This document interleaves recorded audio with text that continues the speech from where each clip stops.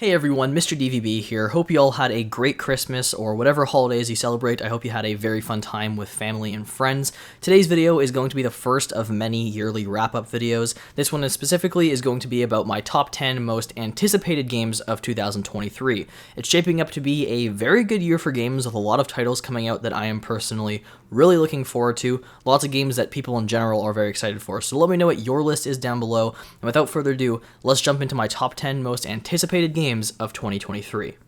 In 10th place for me is going to be Assassin's Creed Mirage. Now when it comes to this franchise, I don't have a ton of history with it. I've played a bit of Black Flag back in the day. Otherwise, I've just played Assassin's Creed Origins and Odyssey. Neither of those two titles I beat. I probably spent about 15 or so hours in both of them. Enjoyed what I played. The open world, it looks amazing. The games are absolutely gorgeous, and the maps are massive and really fun to explore. But I have issues with the RPG elements. Having to be certain levels in order to continue the campaign, requiring you to do a bunch of side missions, so therefore they're no longer really side missions, they kind of just become mandatory things that you have to do, or trying to explore an area and then you get one shot killed by a level 55 hippo. Those kind of things just frustrate me. The games are also way too long. They don't need to be like 50 plus hours for the story. I think they should be closer to 20 or so, and from what it seems, Assassin's Creed Mirage is going to be going back to the franchise's original roots, meaning that it's not going to be an RPG game. It's just going to be a straightforward open world title where you play as an assassin. You don't have to worry about all these other mechanics and stuff, which I'm glad about. It's also not a full price title. I think it's going to cost around 70 Canadian, so that's about $20 less than the average title costs these days. So that's nice as well. So because of that, I'm sure that the length will also be a bit reduced and probably closer to that 15 to 20 hour mark that I prefer. And for those reasons, I'm definitely intrigued by the game. It's not high on my list because, again, I'm not a massive fan of this franchise. I don't have a lot of history with it, but I'm definitely intrigued by this title, and it's one that I'll probably be picking up when it releases. Moving into 9th spot for me is going to be Zelda Tears of the Kingdom. Now, this might be surprisingly low for a lot of people, as this is one of the most anticipated games of next year for a lot of people. Most people probably even having it in their top 3. The reason it's not that high on my list is because I've actually never really been into Breath of the Wild. I've had the game for the last 3 years, ever since I got my Switch, probably put in around 20 hours. I enjoy it, but I don't love it by any means. I do prefer a bit more direction in my games. I get for a lot of people, they do love the idea that you're kind of just thrown into this world and get to do whatever you want, but I do prefer having a little bit better of an idea about what I'm supposed to do.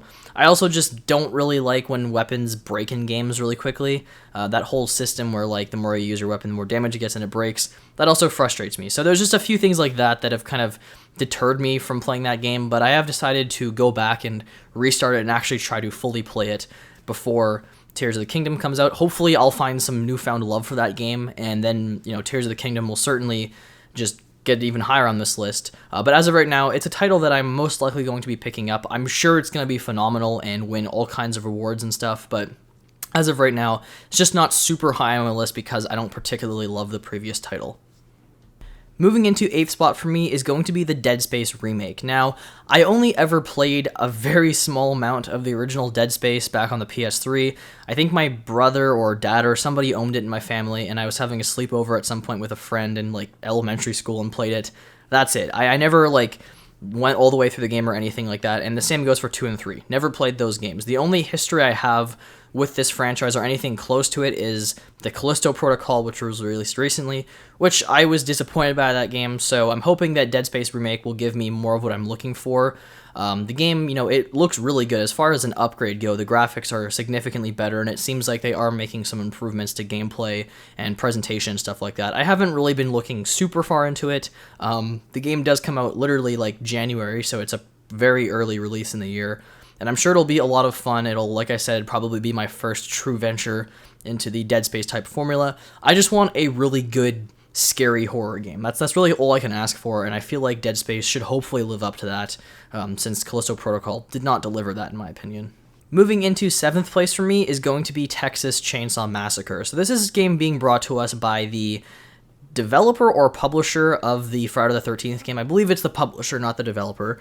And I absolutely loved Friday the 13th. The game certainly has bugs and issues, but that is one of my most played multiplayer games of all time. Just countless hours of fun with friends on that title. And so I'm really looking forward to seeing them take on another horror license. In this case, the Texas Chainsaw franchise, which for me personally, I'm not anywhere near as attached to, and I don't feel like it has as much content to offer. But from what I've seen in this game, it does look pretty fun.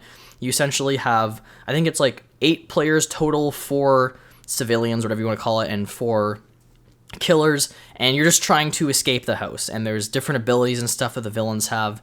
It seems like it could be fun. I'm not too sure if the game is going to have a big lasting impact, if it's something that I'll be playing for months or years.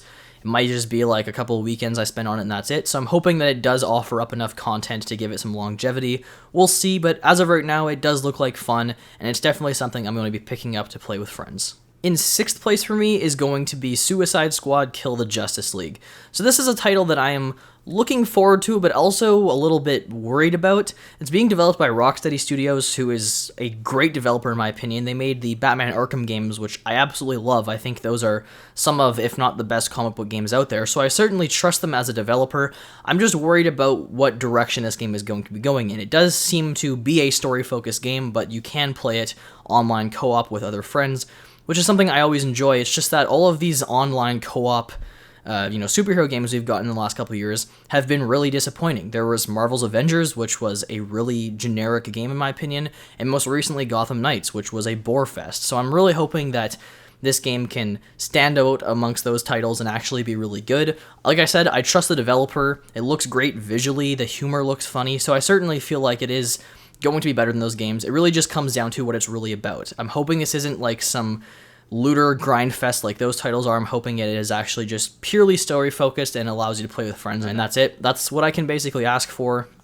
But it looks, it looks fun for the most part. The gameplay looks entertaining, and obviously most recently it was announced that Kevin Conroy is voicing Batman in it, so that'll be his last appearance as Batman in general, and I think his last appearance in anything period, so that's a pretty big deal. It is set in the Arkhamverse, which is a little weird in my opinion, but we'll see how that turns out. But overall, it's definitely a game that I am very intrigued by, and I will certainly be picking up. Moving into 5th place for me is going to be Hogwarts Legacy. So, I used to be a massive Harry Potter fan. I still love the franchise, but I don't really think about it that often. That being said, I feel like a open world Harry Potter RPG game is awesome. That just sounds like a ton of fun. I do wish it was multiplayer. It isn't. I feel like this is the kind of game that would be perfect for that.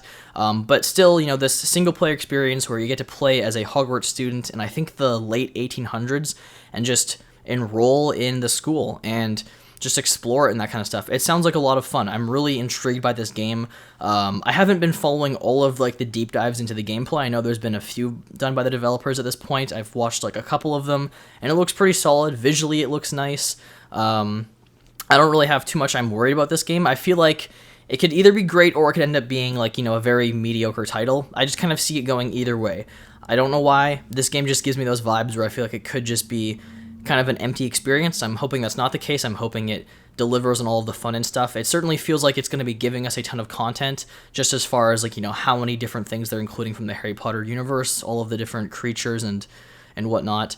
So it seems like there's definitely going to be a lot to do in this game. I'm just hoping that it can live up to the hype that there is surrounding it. Moving into 4th place for me is going to be STARFIELD. So this is a title that I am very, very interested in.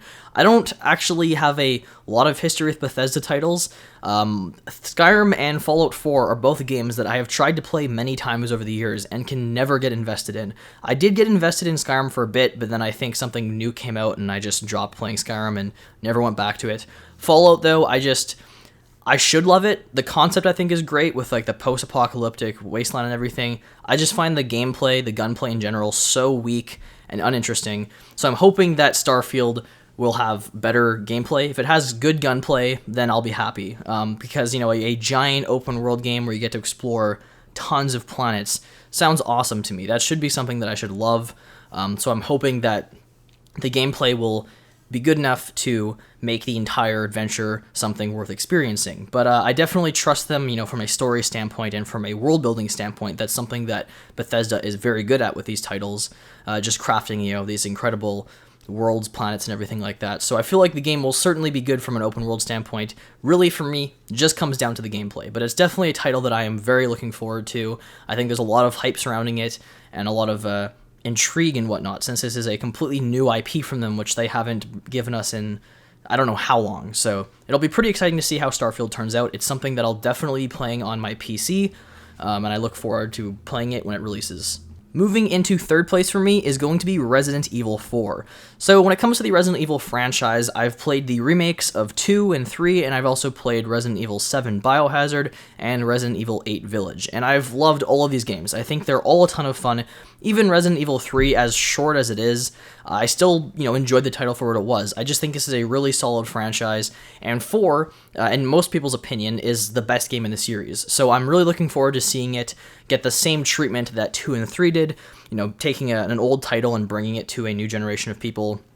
I think it'll be great, because I've heard so many great things about that title, and to finally experience it with the updated graphics and mechanics and everything should be awesome. I did actually buy the game, the original version of it, a couple of years ago for the PS4, and could not get into it. The controls just really annoyed me. The way that you aim and stuff was really frustrating, so I just decided, I'm just going to wait for the title to actually come out, and we're getting it in, I think, March this year, so it's pretty soon that I'll be able to sit down and finally play this game. I'm hoping it lives up to the excitement. I'm hoping that they put more work into it than they did into the third one, because the third one, it did feel like it was just, reusing a lot of assets from 2 and was kind of a rushed experience. I also heard there was cut content, things that were memorable sequences in the original version that were not present in the remake.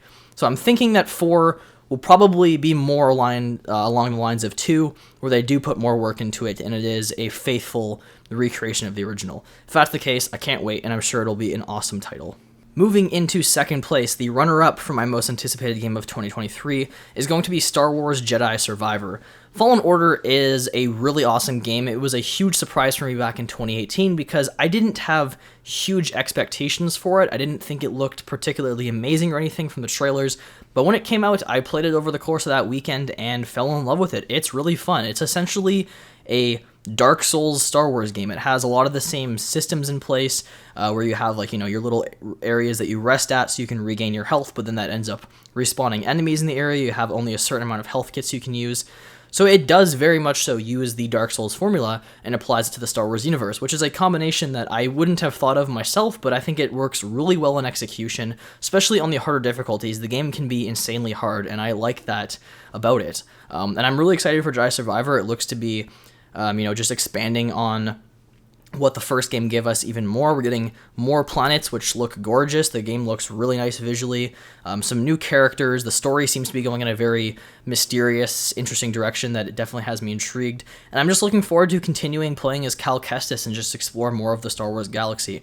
Hoping it can give us, more boss fights, more variety and stuff like that, because I do think the first game slightly lacked enemy variety and bosses and whatnot, so if they can give us even more of that, I think it'll be a pretty awesome title, so I'm definitely looking forward to this.